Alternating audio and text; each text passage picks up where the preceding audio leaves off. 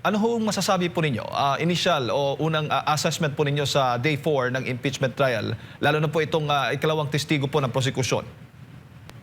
Unang-una ako'y nagpapasalamat sa SMNI, sa DZAR sa inyong pag-anyaya kasi kanina pinakikinggan ko yung inyong news reports at compared do sa mga napakinggan ko kagabi, galing do sa mga tinatawag nating traditional media o yung ang mga nagmamay-ari ay yun ding mga nagmamay-ari ng mga pinakamalalaking negosyo dito sa Pilipinas, kayo'y balansyado. You showed also the questions of the senator judges as well as the defense panel, samantalang yung iba kagabi puro lamang yung mga questions ng prosecutor at halatang halata mo na slanted yung kanilang pagbabalita, na hindi tuloy makuha ng ordinaryong mamamayan na nakikinig doon sa kanilang mga istasyon yung talagang nangyari doon sa hearing kahapon, no?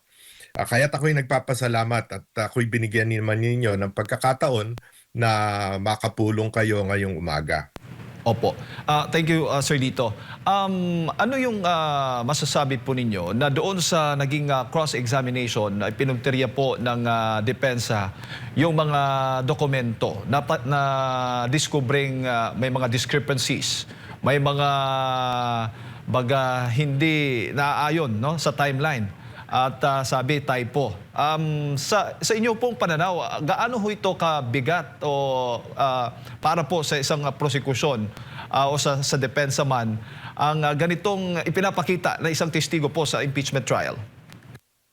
Kung ang mga itong sila Lotok at sila ano pangalan no isa Kalilong Yes. no o yung kanilang grupo ay nagkataong ang boss nila ay si dating PNP Director General, PNP Chief Ping Lacson, tatawaging Islapi yung kanilang report. Ganyan din ang ginagamit na description, hindi lang ng mga pulis kundi pati ng militar, no? Islapi, ibig sabihin basura yung kanilang investigasyon. In such a high-profile case, hindi naman ito, miski na ordinaryong tao halimbawa ang iyong iniimbestigahan, dapat tama lahat ng iyong sinusulat. Ini-inspection mo ang bawat linya ng iyong report at iyong affidavit. Ito, Vice Presidente ng Pilipinas at pangalawa, napaka-high profile nitong case. Buong Pilipinas alam itong kasong ito. Pagkatapos ang dami mong pagkakamali. Unang-una na lamang, natatandaan nyo kahapon, nirush nila yung kanilang investigation report pagkatapos hindi niya matandaan kung ano ang nangyari noong February 5, 2025. Lahat tayo alam natin kung ano yung nangyari noong February 5, 2025. Siya na NBI, siguro Director 3 ito, Director 4 ang rango. Abogado pa. Mataas na yan. Susunod dyan, ASEC na. Hindi niya matandaan, hindi niya raw alam kung ano nangyari noong February 5. I mean, sino niloko nito? No, halatang halata mo, hindi nga makatingin ng diretso sa camera, hindi nyo napansin, no?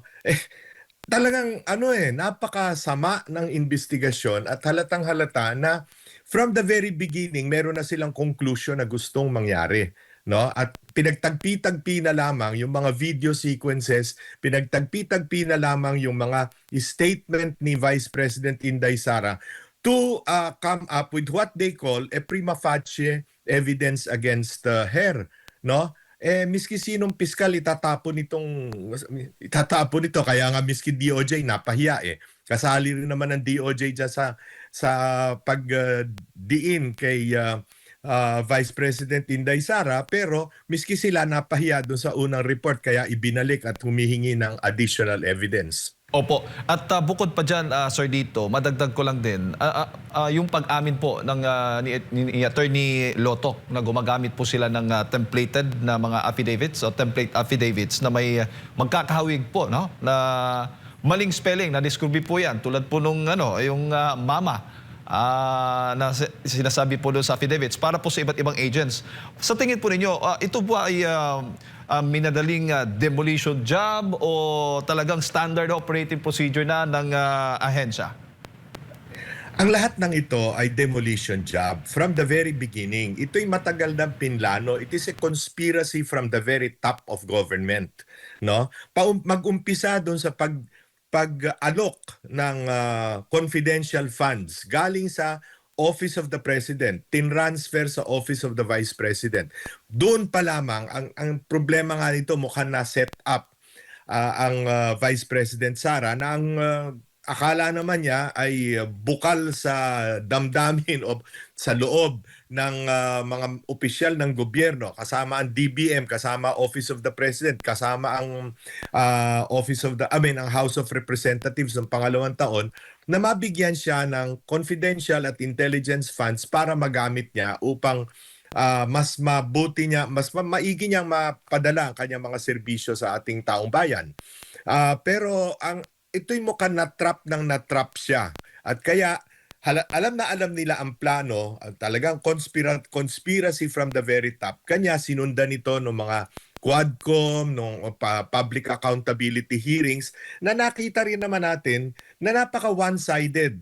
Dumating dun sa talagang iniipit ang Office of the Vice President at ang DepEd, to the point na ikaw man ang nasa lugar ni Vice President Inday Sara, halatang halata mo na persecution ito. This is an inquisition. Parang nung panahon ng Kastila, nung panahon ng mga hari at reyna sa Spain, na ini-inquisition ng mga Hudyo, ini-inquisition ng mga hindi naniniwala sa simbahang Katoliko, no? Ganun na ang sistema eh. Kaya talagang nirarush pa nila yung investigation. Isipin mo, November 23 ng madaling araw nang magsalita si Vice President Inday Sara, yung bugso ng damdamin niya, yung galit niya dahil sa nais na ilipat ang kanyang Chief of Staff na babae pa man din mula sa House Detention Center to the Women's Correctional sa gitna ng gabi, no? Sa madaling araw. So talagang sinadyaan lahat ng ito, no, para mapikon, magalit, no, si Vice President Inday Sara, at magkaroon sila ng dahilan para i-trigger yung first impeachment complaint na ginawa February 5. So minadali yan from November 23, 24 all the way to the Christmas vacations, all the way to January 30, yung first affidavit or IDF. Opo.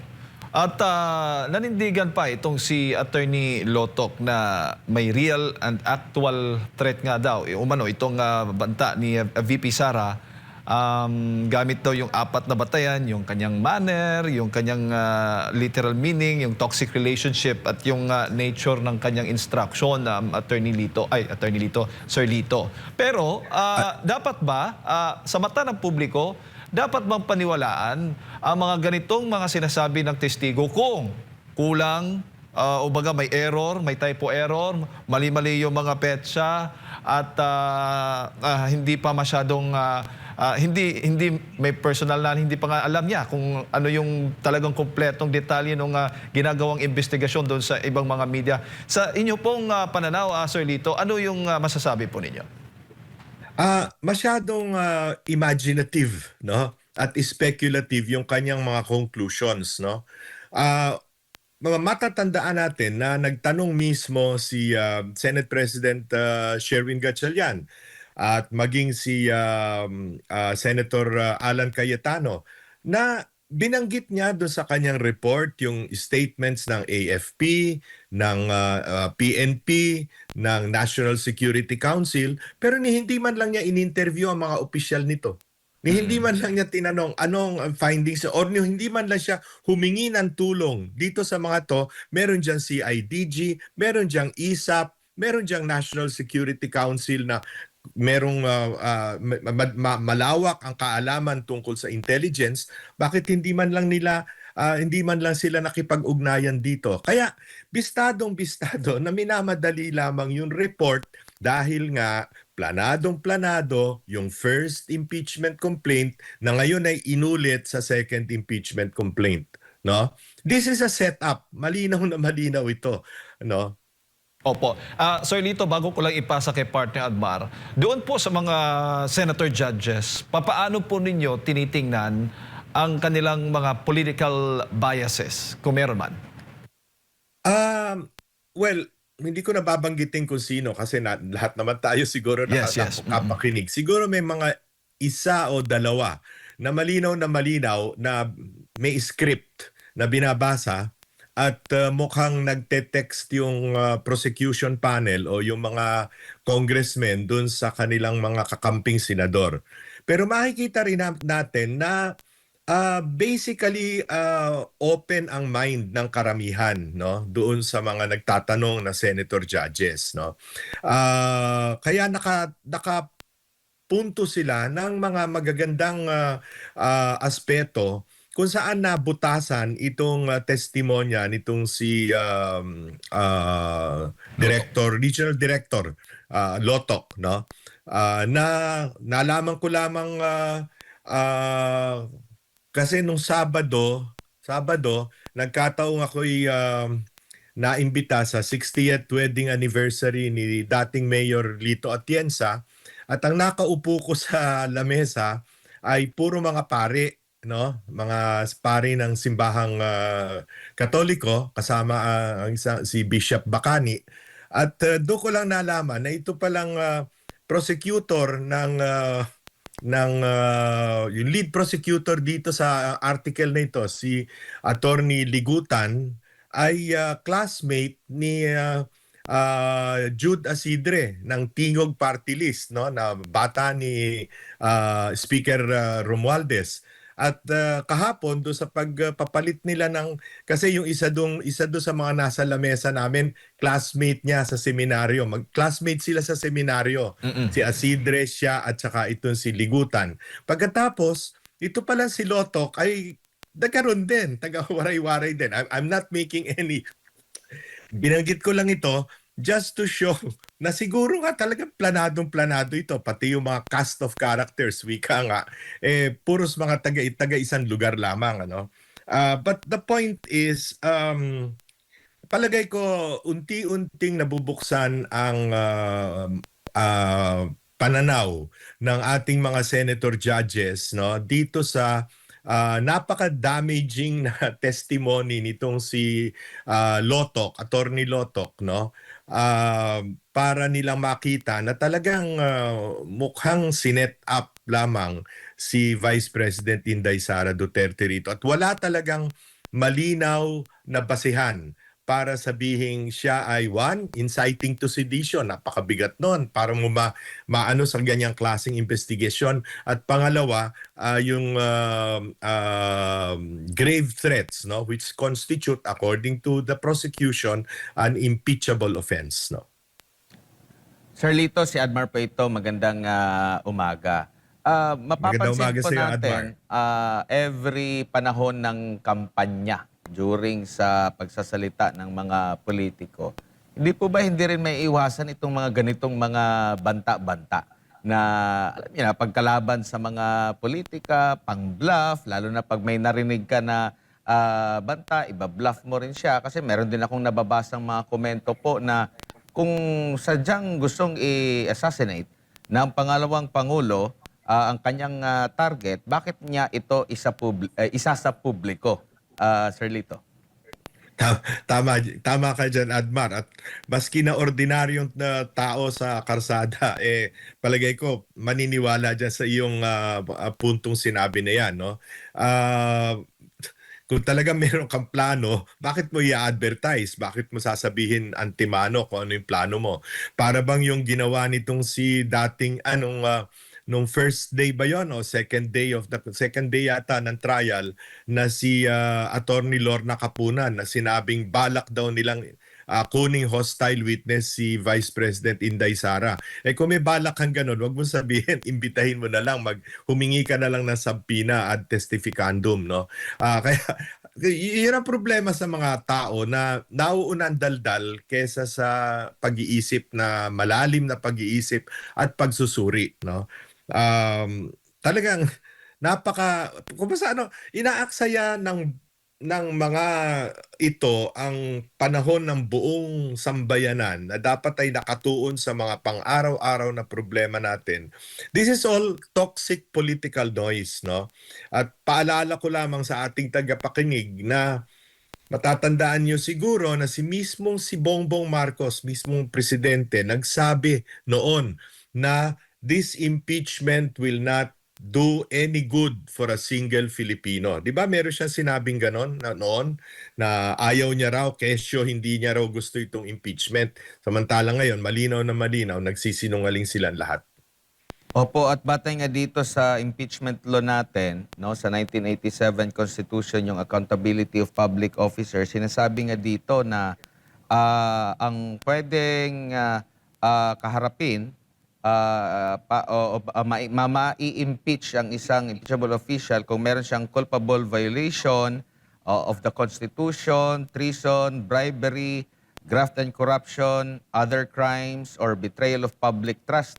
Parang hindi ata na naisaklaw itong Article 4 na ito sa high crimes, kundi ako nagkakamali ha, kundi doon sa betrayal of public trust ata. At marami akong nakakapanayam din ng mga abogado na kung simpleng ganyan lang, dapat nalahad na lang dito sa 1987 Constitution na pati na lang yung mga common crimes. Kasi specific naman dito yung yung mga talagang dapat ma-convict siya or meron siyang kasalanang nagawa, wala naman po yung mga, halimbawa, yung sinasabi rin nilang grave threat. At sabi nga ng depensa, sampahan na lang siya ng kaso sa RTC or MTC kung sino bang nakakasaklaw nito. And to take note, mahigit 1 taon na naisubmit yung kanilang resulta ng kanilang investigasyon sa DOJ at hindi pa ito umusad sa korte, Sir Lito. Tama ka dyan, Admar.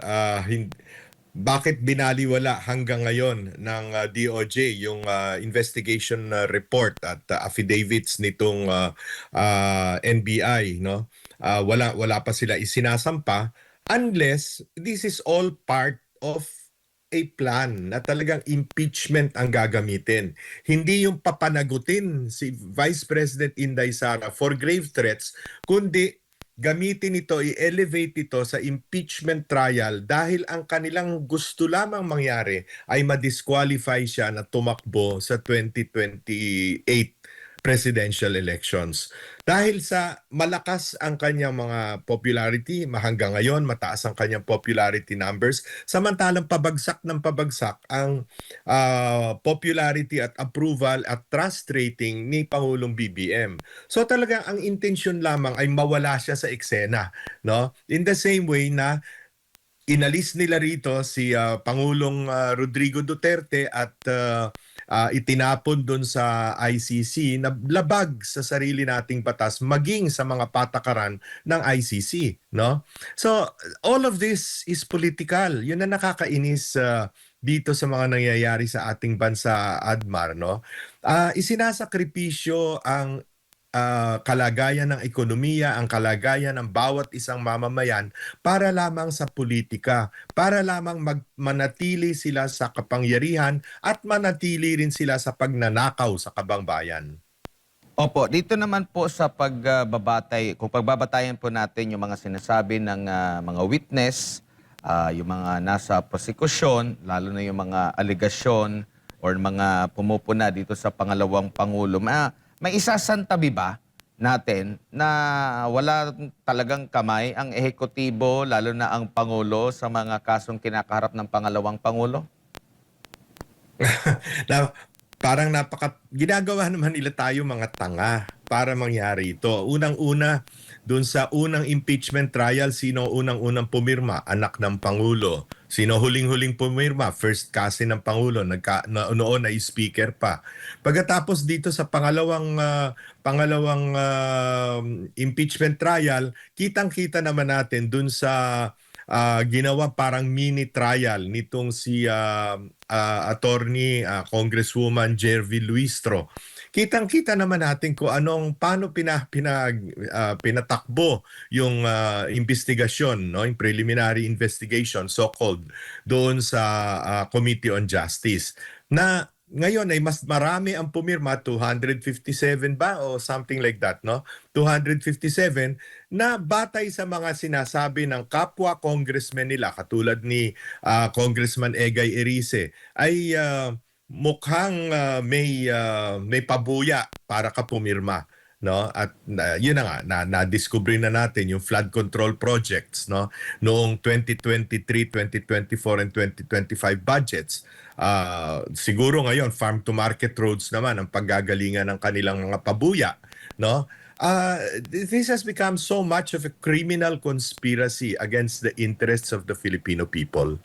Opo, agad po na depensa ng administrasyon ay walang halong politika ito, lalo na yung mga sumusuporta kay Vice President Sara Duterte, nagiging kritiko ng administrasyon na maraming kinakaharap na kaso, nakakulong na ngayon, meron pang bantang ikukulong yung iba, pero sasabihin ng administrasyon, lalo na Malacanang, na walang halong politika ito. Paano maging kapanipaniwala ang ganitong pahayag po, Sir Lito, sa mga pangyayari po ngayon para paniwalaan natin sila na walang halong politika at nagkataon lamang ang lahat?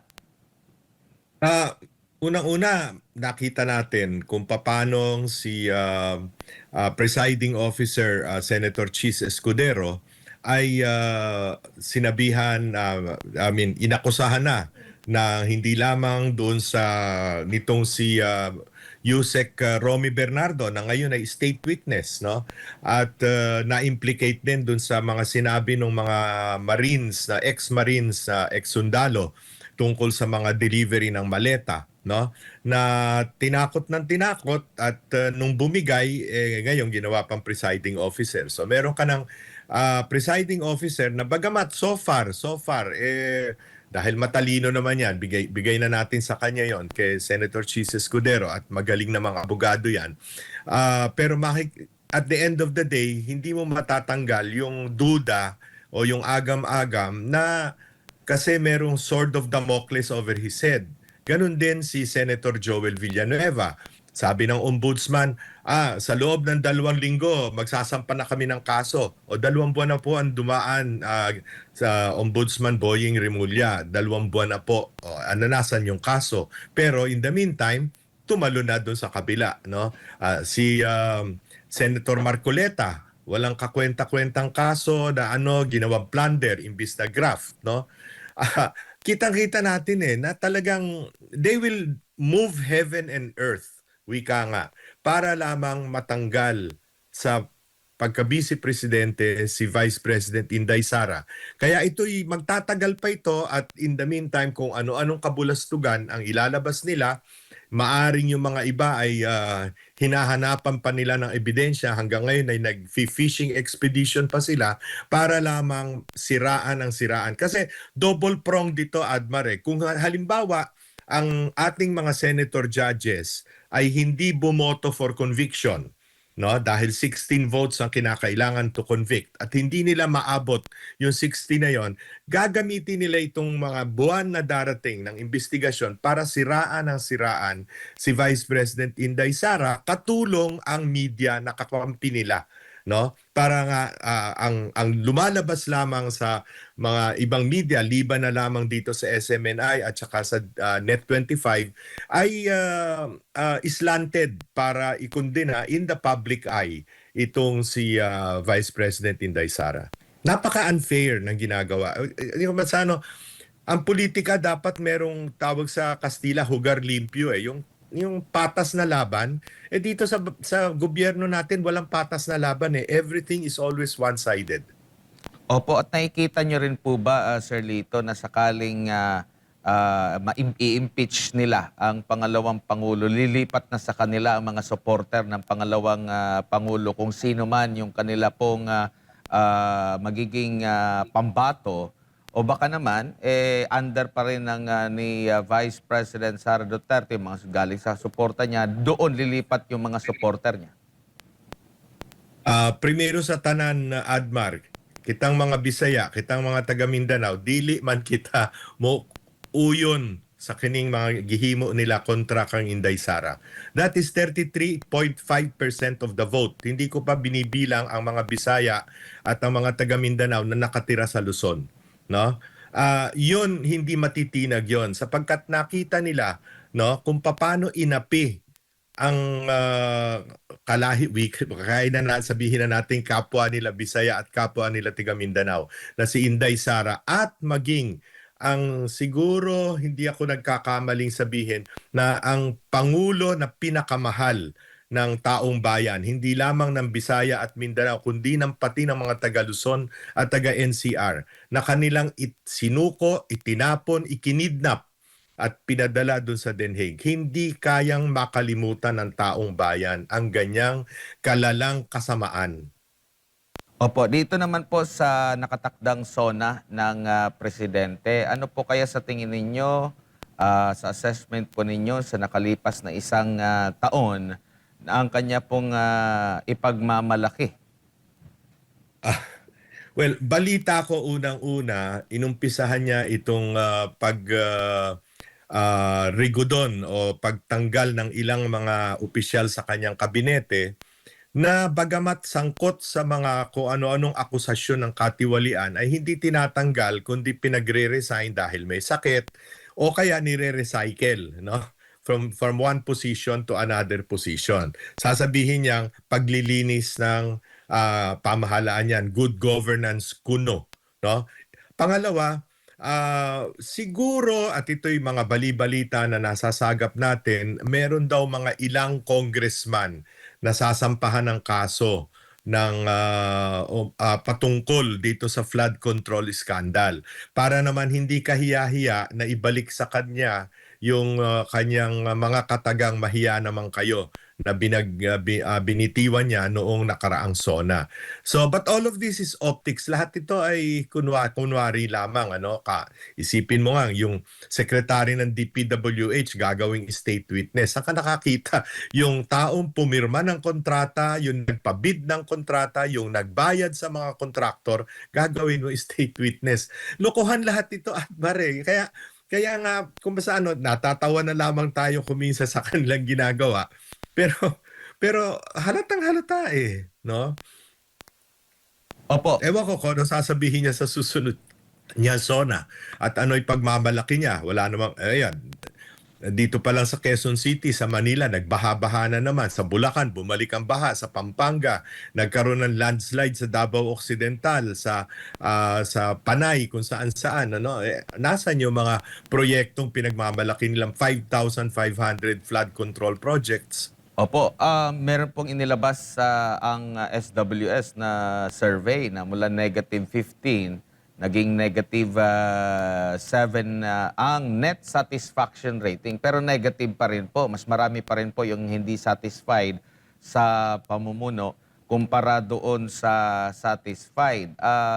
Anong basa niyo po rito, Sir Lito?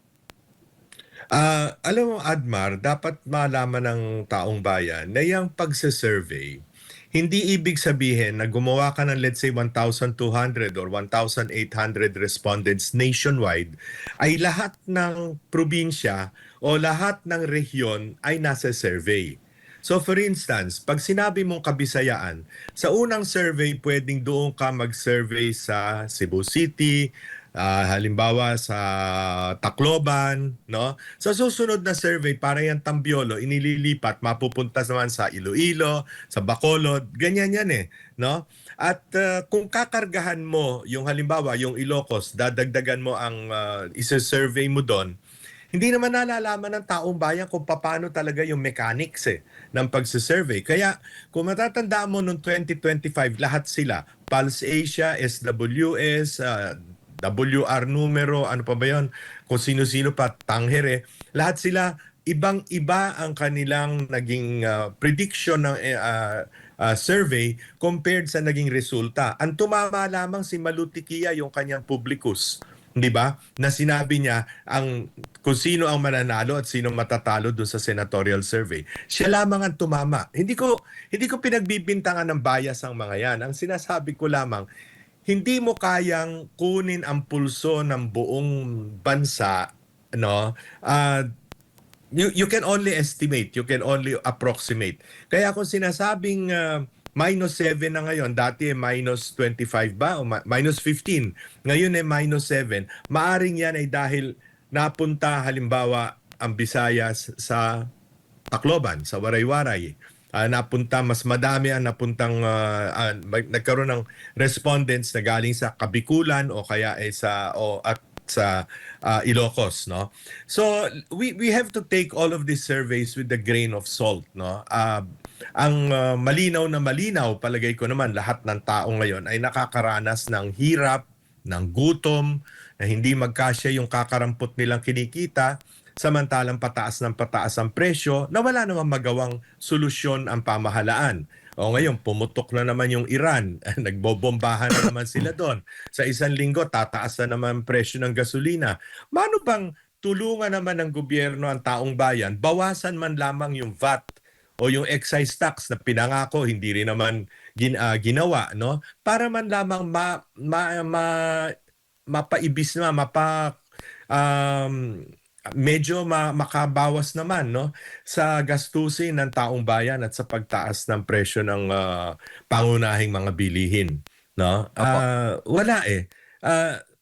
In essence, this is a government that can be characterized as one, overspending, two, overtaxing, three, overborrowing, and four, overstealing. Uulitin ko, overspending, overtaxing, overborrowing, overstealing. Yan ang pamahalaan ng ating liderato sa kasalukuyan. Opo, at kung pagbabatayan ito pong assessment natin ninyo, Sir Lito, sa performance ng kasalukuyang administrasyon, lalo na ang Pangulong Bongbong Marcos, kung meron po siyang i-endorso for 2028, may bigat ba ito? May dating ba ito? Dapat bang makakuha ang isang nag-aasam na tumakbo sa darating na 2028 election ang endorso ng isang Marcos Jr.? Yan ang malinaw na magiging kiss of death. Kanya nga ang solusyon nila, tanggalin ang kalaban, no? Ang gusto nila, no? Hindi lamang yung hindi lamang yung itali ang isang kamay ng boksingero sa labanan, kundi talagang tanggalin yung kalaban, walang kalaban. 'Yun ang habol nila. Pero papayagan ba naman ang taong bayan ang ganyang pagsasalaula sa ating demokrasya, sa ating republika? No, where we are given the freedom to choose our leaders. Opo, siguro Sir Lito, huli na lang, ano bang inaasahan mo mamaya sa day 5 nitong impeachment trial ni VP Sara Duterte? Magpapatuloy yung cross-examination kay Attorney Lotoc at possible ay ihaharap po yung pangatlong witness, which is si Attorney Zulaika Lopez, yung Chief of Staff ng Vice Presidente. Well, unang-una, patuloy na gigisahin ng depensa, palagay ko, batay doon sa kanilang mga moves o mga ginawa nila kahapon, yung mga discrepancies nga dito sa investigation report at yung mga kakulangan ng tunay na investigasyon. Basano, hindi naman talaga nag-imbestiga gumawa na lamang ng conclusion. Dapat din siguro malaman ng taong bayan na itong si Attorney Lotoc, kasama nitong si, anong pangalan nito? John Mark Calilong, no? Ito at isang team ng mga cybercrime division ng NBI ay nahaharap sa kaso sa ombudsman dahil sa illegal detention at parang hulidap na ginawa nila noong 2025, no? Kung saan may mga teacher na Chinese nationals na kanilang hinuli at pagkatapos ay di umano inaakusahan sila na trying to get parang yung yung freedom o yung dinetain kasi nila itong mga ito at hinihinga ng di umano ay kung ilang bilyong piso para lamang makalabas sa detention. But that is another issue, no? Na dapat siguro ay tuunan din ng pansin mismo ng NBI at ng Ombudsman, no?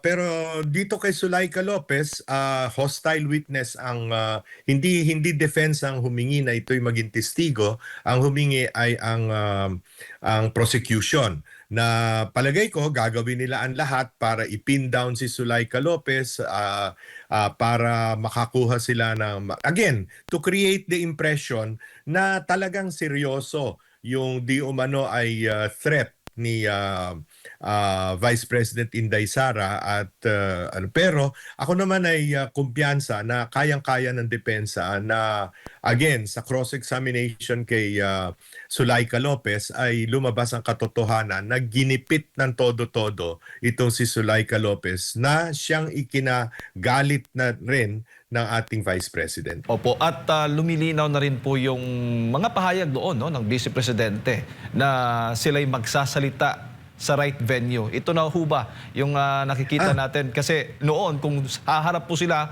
sa mga pagdinig ng Kamara, ay parang ginigipit po sila. Pero dito, parang malaya pong nakakapagsalita at nakakapagbigay po sila ng kontrasalaysay sa mga akusasyong ibinabato laban po sa pangalawang Pangulo. Maganda at binanggit mo yan Jay, no? Kasi kahagabi nung mga tatlo yata o dalawang newscast yung aking papalit-palit ako. Ang tumbok lagi ika-4 na araw ng Senate trial pero hanggang ngayon hindi sumisipot si Vice President Inday Sara Duterte. Alam naman nilang hindi kailangang sumipot, hindi kailangang pumunta at represented nga ng defense. Pero yun kagad ang paunang salita nila, hindi na naman sumipot, no? In the same way na bakit ka naman sisipot dun sa Committee on Injustice na pinangungunahan nitong si Jervil Luistro, no? Na alam mo namang unang-una hindi mo madidepensahan ang sarili mo doon, hindi ka makapagsasalita, miski mga abogado mo hindi makakapag-cross-examine ng mga testigo nila, no? Na puro naman kapalpakan ang ginawa. Yung si Ramil Madriaga na ewan ko sa nilang dinampot yung halatang-halata, bistadong-bistado, maski sino ang nanonood na nagsisinungaling ng katakot-takot, no? So, sa tamang panahon, siguro, depende sa pag-estima ng defense, kung kinakailangan nilang iharap si Vice President Inday Sara, siguro haharap. Pero, malinaw na malinaw sa rules of the Senate trial na walang compulsion na pumunta doon o tumistigo o miski magpakita man lamang si Vice President Inday Sara.